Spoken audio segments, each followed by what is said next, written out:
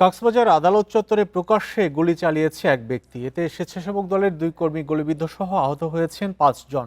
এ সময় হামলাকারীকে আটক করে স্থানীয় জনতা। বেলা 11:30টার দিকে কক্সবাজার জেলা দায়রা জজ আদালত প্রাঙ্গণে এই ঘটনা ঘটে। কক্সবাজারের অতিরিক্ত পুলিশ সুপার ওয়াহিদুর রহমান জানান, সদর উপজেলার ঝিলংজা ইউনিয়ন বিএনপির সাধারণ সম্পাদক লিয়াকত আলী তার সহযোগীদের নিয়ে একটি মামলায় হাজিরা দিতে আদালতে যান। হাজিরা শেষে আদালত থেকে বের হওয়ার সময় প্রতিপক্ষের লোকজন তাকে লক্ষ্য করে গুলি চালায়।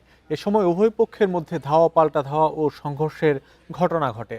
এ সময় গুলিবিদ্ধ হন 2 জন। হামলাকারীকে ধরতে গিয়ে আহত হন আরও 3 জন। ঘটনাস্থল থেকে একটি অস্ত্র উদ্ধার করা হয়েছে। এ ঘটনায় জড়িত সন্দেহে এখন পর্যন্ত 3 জনকে আটক করা হয়েছে।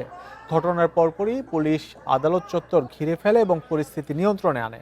আহতদের উদ্ধার করে কক্সবাজার সদর হাসপাতালে ভর্তি করা হয়েছে।